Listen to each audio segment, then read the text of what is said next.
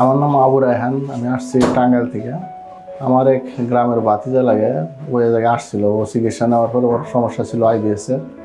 তো আমার তো আইবিএসও আছে, তারপরে আমার শোল্ডারে কিছু সমস্যা আছে, সার্ভাইকেল প্রবলেম আছে। তো আমার অনেকগুলোই সমস্যা। তো আমি আসছি আজ 7 দিন। তো মোটামুটি আমার নেকের যা প্রবলেম ছিল কিছুটা উন্নতি হয়েছে। আসলে তো কোর্স স্যারে বলছে 1 মাসের, আমার কেবল আজকে 7 দিন।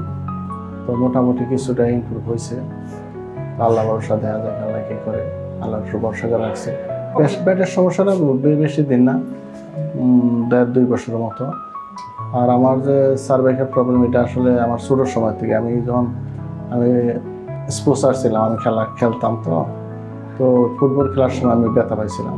আমার বয়স যখন 16, 17, 18 এরকম হবে, তো ওই টাইমে ব্যথা পাইছিলাম।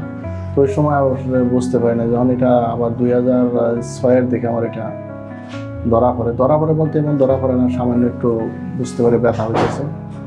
লাস্টে 2011-এ এসে এটা এক্সরে করার পর আমার এটা ধরা পড়ে।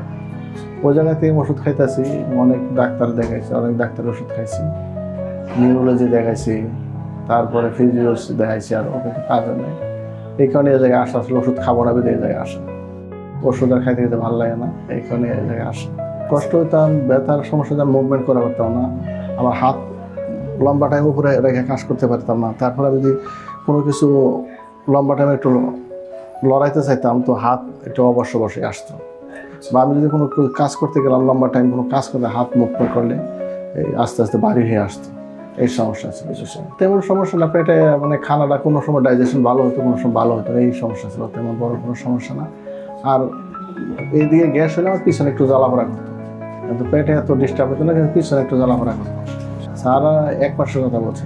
জ্বালাপোড়া একটু আছে, আজকে মাত্র 7 দিন একটু আছে। আমার পুরোপুরি না, ব্যথার ওষুধ বহুদিন ধরে খাই না। এই জায়গায় আসবো আমি ব্যথার ওষুধ ছাড়িয়ে দিছি। আলহামদুলিল্লাহ, আমি ব্যথার দিক দিয়ে 65% আমি ওকে। তো এই জায়গার স্টাফগুলোর ব্যবহার আলহামদুলিল্লাহ সবার ভালো। আর আমার যে স্যার ছিলেন আতিক স্যার, উনি আরও ভালো, আমার কাছে খুব ভালো লাগছে। তো এই কারণে আলহামদুলিল্লাহ হয়তো একটু তাড়াতাড়ি আল্লাহ তাআলা সুস্থ করছে।